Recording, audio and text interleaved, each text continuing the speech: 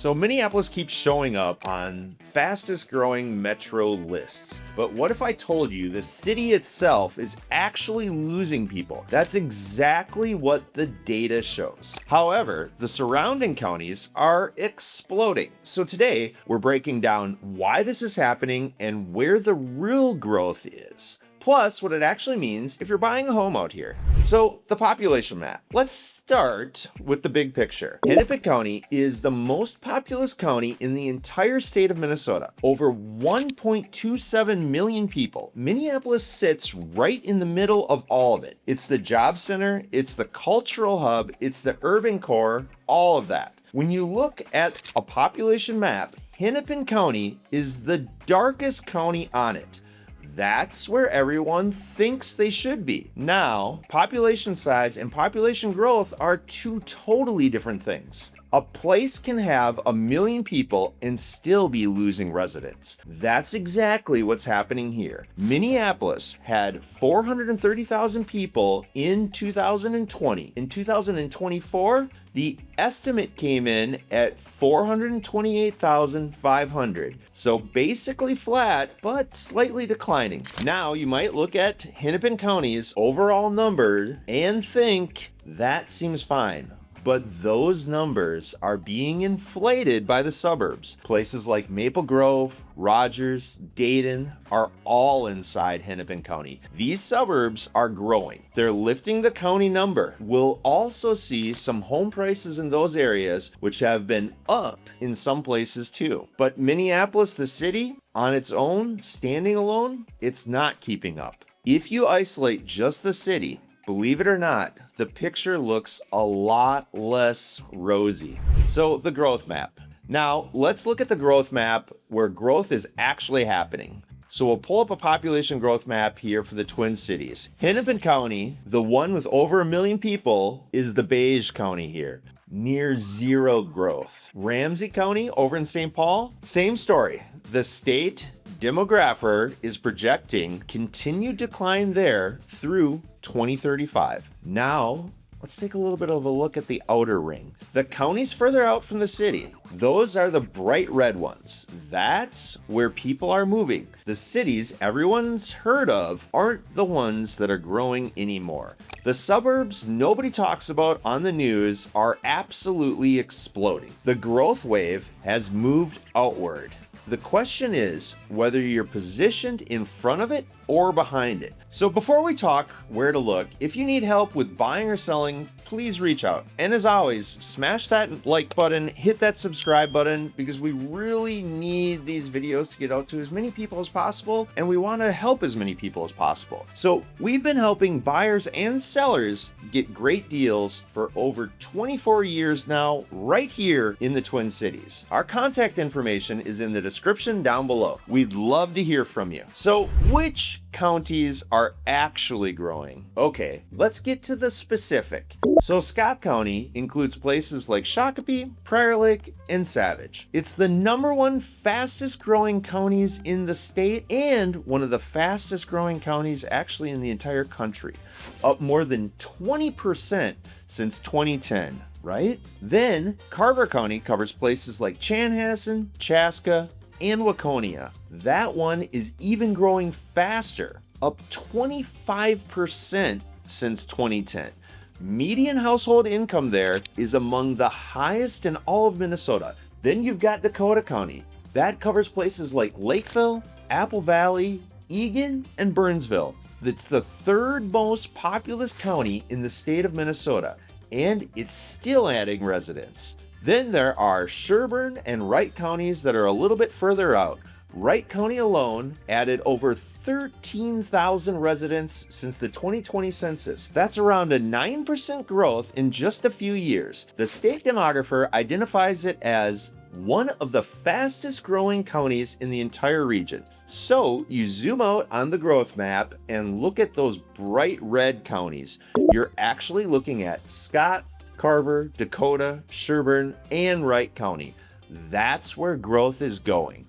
Now, before we speak about mistakes to avoid or what to pay attention to, let's understand what's actually happening. So why is this happening? We can point to a few reasons. The first is geography. Minneapolis and St. Paul are actually kind of a little boxed in. You've got the Mississippi River on one side, you've got the chain of lakes on the other. There's a protected parkland really all around the cities. The urban core is essentially built out. There's not a lot of room for new construction inside the city limits. Frankly, there's really none other than teardowns. That's all the new construction that you're seeing.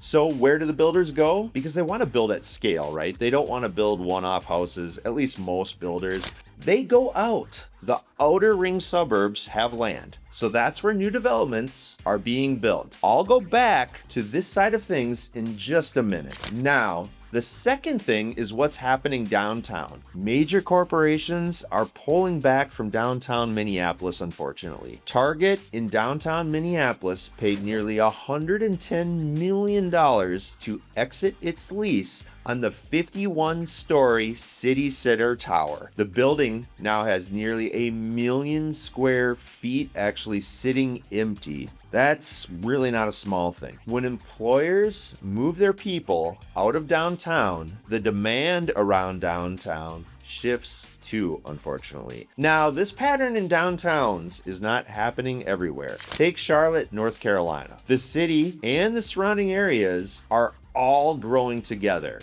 The same story in Raleigh. The whole region is moving in one direction. Minneapolis, though, it's a different story. The city is losing ground while the suburbs are pulling ahead. So if you've got a built-out urban core, the office footprint downtown is shrinking. Out there in the outer ring, there's land and new construction going up. The third thing is just what buyers want. Space, yards, and new construction. You can't get that in the city anymore. The outer ring suburbs offer something different the city genuinely can't. More houses, new construction.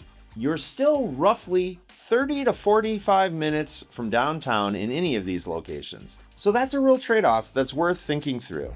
So what does it mean for buyers? Here's what we're seeing. This is the part that matters the most if you're thinking about buying. A lot of people default to Minneapolis. They see the name, they recognize the city, and they assume that it's a safe bet for an investment. The city of Minneapolis is showing about a 6% gain in price over the last year. That sounds good, right? But a lot of that is just inventory being so tight, not demand-driven growth. The population isn't growing here. Meanwhile, the outer ring is where people are actually moving. The growth drives appreciation. More people moving in means more demand. More demand over time means higher prices. Chanhassen, for example, has seen some of the strongest price movements in the entire area. Apple Valley has also climbed. These outer ring counties are getting new amenities and raising tax basis. Infrastructure investment is following right behind. That's where long-term equity tends to compound.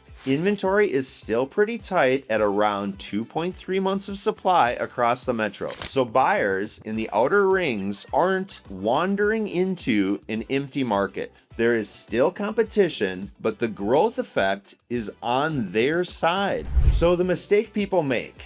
Now we'll speak about prices later, which is a big part of the decision to move. But here's the mistake that we're seeing people make when they relocate. Someone wants to move to the Twin Cities. They Google Minneapolis. They see the walkability of the lakes and the downtown culture. They decide that's where they should buy. So they pay a premium for an older home or condo in the city. Meanwhile, people who did their homework bought out in Lakeville, Chaska, Shakopee, or Prior Lake. Those buyers got newer builds, bigger lots, and neighborhoods that are growing. A few years later, the outer ring buyer has more equity and their neighborhood keeps getting better. Now, don't get me wrong, Minneapolis has a ton of great things going for it.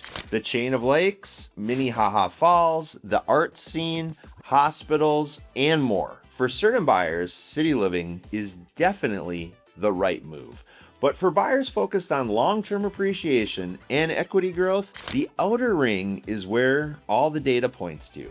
So where to position yourself? So where should you be looking? Go back to those bright red counties on the growth map. that's your guide. Scott County, Shakopee, Prior Lake, and Savage, Carver County with Chanhassen and Chaska, and Dakota County with Lakeville, Apple Valley, Egan, and Burnsville. Even further out, Sherburne and Wright counties if you want maximum growth and upside. Now, what do these areas look like for pricing right now? In the Lakeville area, homes are running somewhere in the mid 400s at a starting point. Chanhassen sits a little bit higher with homes in the mid to high $500,000 range. Shakopee and Apple Valley come in a bit lower, genuinely in the high 300s to around the mid 400s. Out in Elk River and Big Lake in Sherburne County, you're looking at more like the low 300s to mid 400s. These are areas that you can still find new construction at prices that actually make sense for your pocketbook. So here's the bottom line. Buy where the growth is going, not where it's already been. The data on this is really clear. The outer ring is not the backup plan. It's very much the strategy. So Minneapolis, the metro, is growing. But Minneapolis, the city proper, is standing still while the suburbs are running away. These counties are adding residents, are the ones with the momentum behind them. In real estate, momentum matters more than anything. So if you want to talk through which area makes sense for where you are right now, shoot us an email at team@hhgus.com. We know exactly where things are headed. We'd love to help you figure out where you should be. So now, everything has a flip side. So we've made a video that'll help you avoid some suburbs. That's because not everyone will be happy everywhere. Watch it by clicking on the screen. You're not going to want to miss it. One more thing, don't miss our monthly webinar for buyers and sellers. New topics each month, and you can ask us anything live. The link to register is in the description down below. So thanks for watching, and we'll see you in the next video and at the next house.